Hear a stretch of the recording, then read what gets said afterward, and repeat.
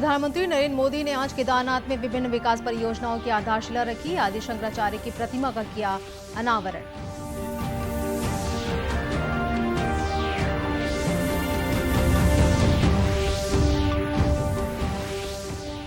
मुख्यमंत्री भूपेश बघेल ने निभाई गौरी गौरा पूजा की परंपरा। खुश के सोटे सहकर प्रदेश वासियों के लिए की मंगल कामना।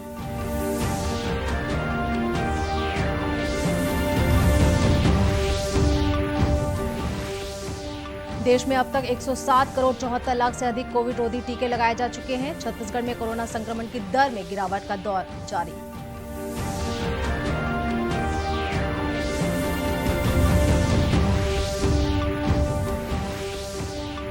और मुंगेली जिले का करीलकुंडा गांव रोशनी से जगमगाया। ट्रांसफार्मर लगने से बिजली की समस्या हुई दूर।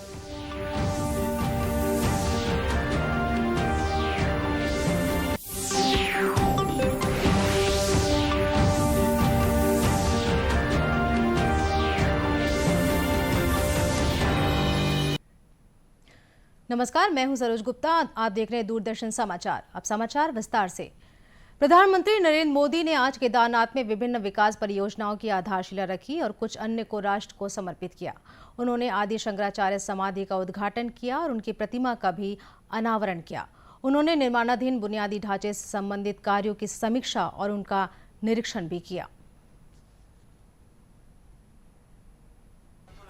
आदि शंकराचार्य की समाधि स्थल अब उसके अनावरण का समय आ चुका है और जिस तरह से हमने बताया कि 2013 में ये समाधि स्थल पूरी तरह से नष्ट हो चुका था, एक बार फिर से इसको बनाया गया और इस वक्त आप देख रहे हैं आपकी स्क्रीन पर पहली बार ये तस्वीरें पूरी दुनिया के सामने एक बार फिर से ये 15 फीट ऊंची प्रतिमा आदि शंकर की इस वक्त आपके स्क्रीन पर नजर आ रही है। जो इस अवसर पर जनसभा को संबोधित करते हुए उन्होंने कहा कि यहां के विकसित की जाने वाली सुविधाएं यात्रियों और क्षेत्र के लोगों की सेवा का माध्यम बनेंगी। यात्री सेवाओं और सुविधाओं से जुड़ी कई योजनाओं का शिलान्यास भी हुआ है। पर्यटक सुविधा केंद्र का निर्माण हो, यात्रियों की और इस इलाके के लोगों की सुविधा के लिए आधुनिक अस्पताल हो, सारी सुविधाओं वाला अस्पताल हो, रेंज सेंटर हो, ये सभी सुविधा श्रद्धालुओं की सेवा का माध्यम बनेगी। उनके तीर्थाटन को अब कष्ट से मुक्त, केदार से युक्त, जय भोले के चरणों में लीन होने का यात्रियों को एक सुखद अनुभव होगा।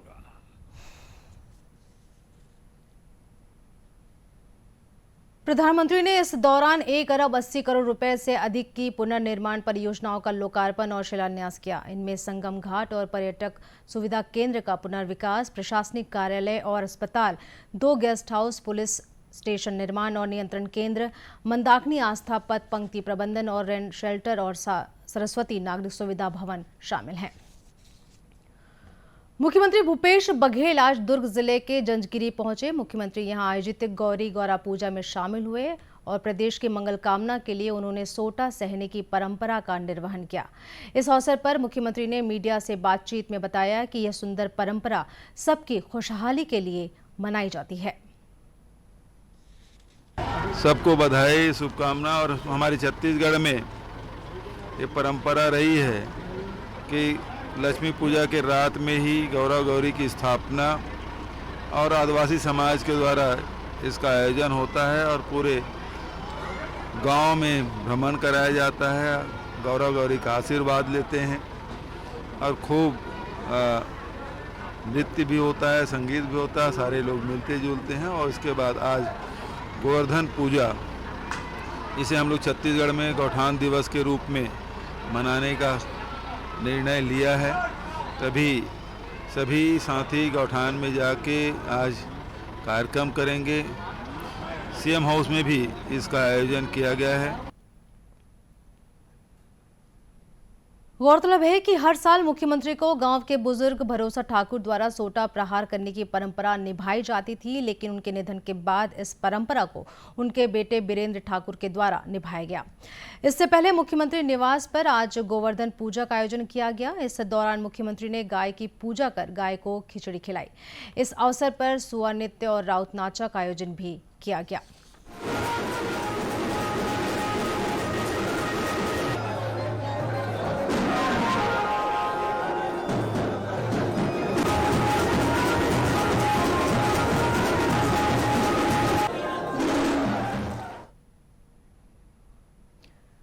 प्रदेश के गृह मंत्री ताम्रध्वज साहू ने दीपावली पर्व के अवसर पर दुर्ग में शहीद जवानों और कोरोना योद्धाओं के घर जाकर उनके परिजनों से मुलाकात की। साथ ही उन्हें सम्मान स्वरूप भेंट भी प्रदान की। गृह मंत्री शहीद रजनीकांत सिंह, शहीद आरक्षक अमित नायक और स्वर्गीय इंदू राम साहू के घर पहुंचकर उनके परिजनों से मुलाकात की। इस मौके पर मीडिया से बातचीत में गृह मंत्री ने कहा कि दीपावली पर्व पर सभी के घरों में खुशी और उल्लास का माहौल रहता है। ऐसे में हमें भी शहीद जवानों के परिजनों के घर जाकर उनसे मुलाकात कर इस पर्व की शुभकामनाएं दी जानी चाहिए। दीपावली में सब हर्षोल्लास का वातावरण मनाते हैं, घरों में खुशियां रहती हैं और जो हम सब की खुशियों के लिए शहीद होते हैं उनके परिवारजनों से भी उस अवसर पर मिलना चाहिए और उनको इस बात का कहना चाहिए कि हम सब आपके साथ हैं। एक बेटा आपका नहीं है पर हम सब आपके साथ हैं। तो दीपावली के अवसर पर मिलें भी, उनको बधाई और शुभकामनाएं भी दें, परिवारजनों से मिले कि हम सब उनके साथ हैं। इस दौरान पुलिस महानिरीक्षक विवेकानंद सिन्हा, वरिष्ठ पुलिस अधीक्षक दुर्ग बद्री नारायण मीणा सहित कई पुलिस अधिकारी उपस्थित थे। राष्ट्रव्यापी कोविड टीकाकरण के अंतर्गत 107 करोड़ 74 लाख से अधिक कोविड रोधी टीके लगाए जा चुके हैं। केंद्रीय स्वास्थ्य मंत्रालय ने बताया कि वर्तमान में कोरोना संक्रमण से स्वस्थ होने की दर 98.23% हो गई है। अब तक कुल 3 करोड़ 37 लाख 25 हजार मरीज स्वस्थ हो चुके हैं। इधर छत्तीसगढ़ में कोरोना संक्रमण की दर में लगातार गिरावट आ रही है। प्रदेश की पॉजिटिविटी दर गिरकर 0.16% पर पहुंच गई है। राज्य में कल कोरोना संक्रमण के 8 नए मामले सामने आए हैं। वहीं 23 जिलों में कल कोरोना संक्रमण का कोई नया मामला सामने नहीं आया है, जबकि राजधानी सहित 3 जिलों में 1-1, वहीं बिलासपुर में 2 और रायगढ़ में 3 कोरोना संक्रमित मरीज पाए गए हैं। इन्हें मिलाकर प्रदेश में अब तक 10,06,129 कोरोना संक्रमित मरीज पाए गए हैं।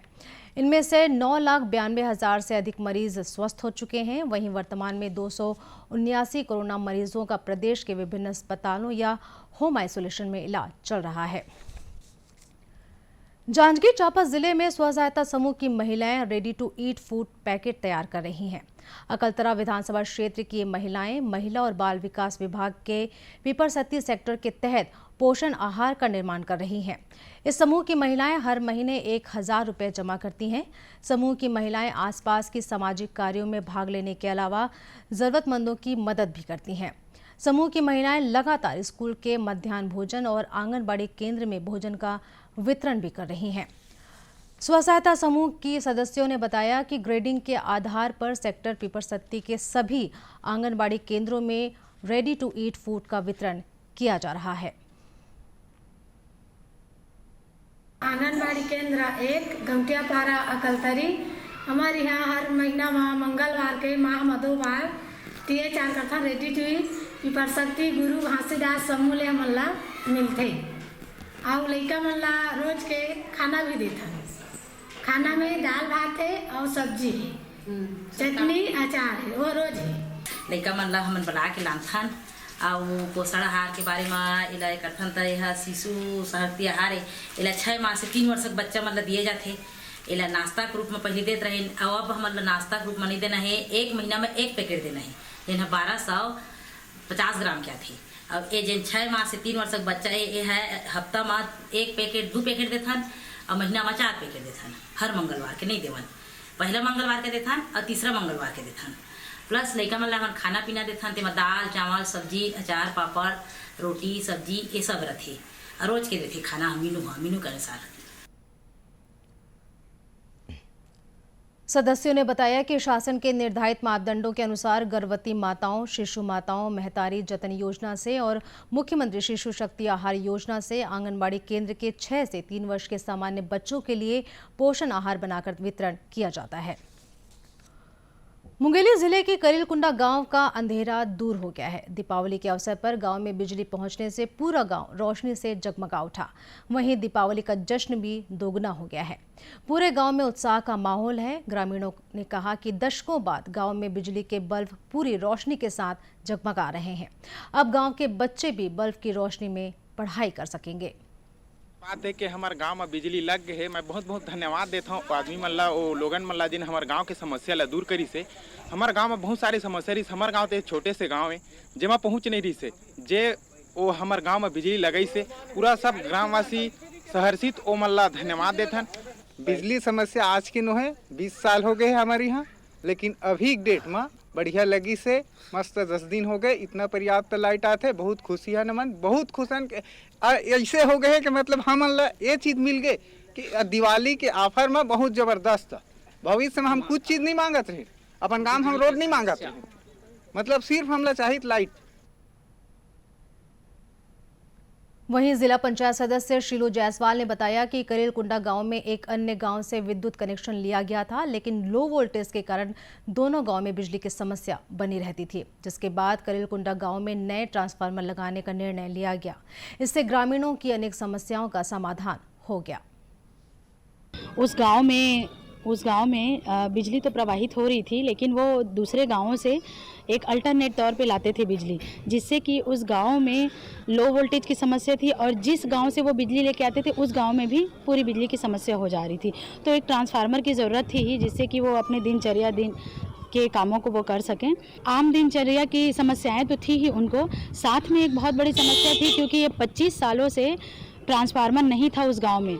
तो उस गांव में लोग लड़की की शादी करना भी पसंद नहीं करते थे, लड़कों की शादी नहीं हो रही थी। अब सबसे बड़ा चीज़ ये होगा कि वहाँ पर जो धार्मिक काम है, इस तरह से शादी ब्याह वाली कार्य हैं, वो हो सकेंगे और लोगों में, परिवारों में, सभी परिवारों में खुशहाली आएगी।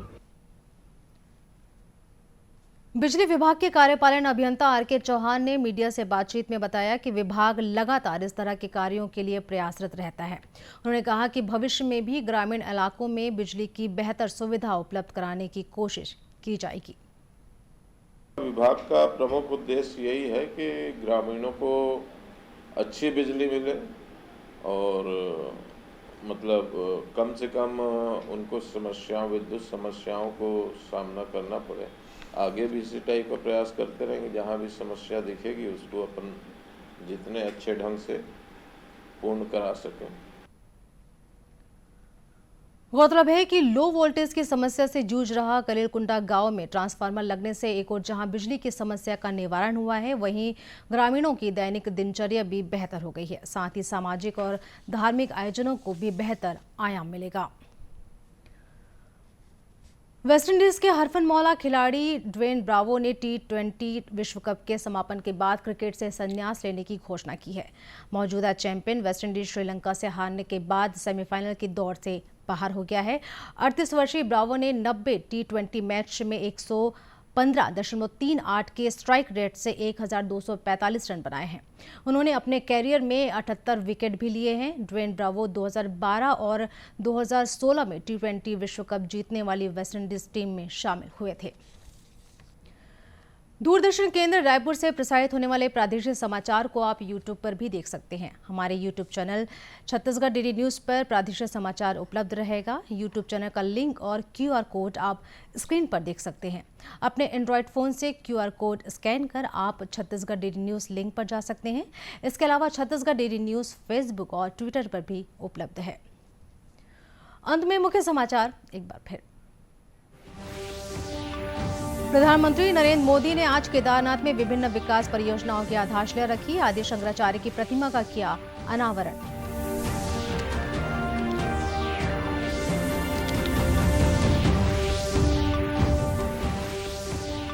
मुख्यमंत्री भूपेश बघेल ने निभाई गौरा गौरी पूजा की परंपरा। कुश के सोटे सहकर प्रदेशवासियों के लिए की मंगल कामना।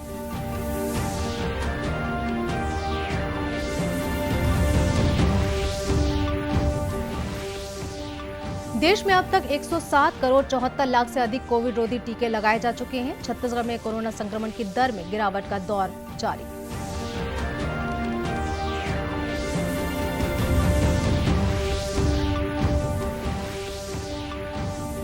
और मुंगेली जिले का कलिलकुंडा गांव रोशनी से जगमगाया। ट्रांसफार्मर लगने से बिजली की समस्या हुई दूर। इसी के साथ यह समाचार बुलेटिन यहीं समाप्त हुआ। नमस्कार।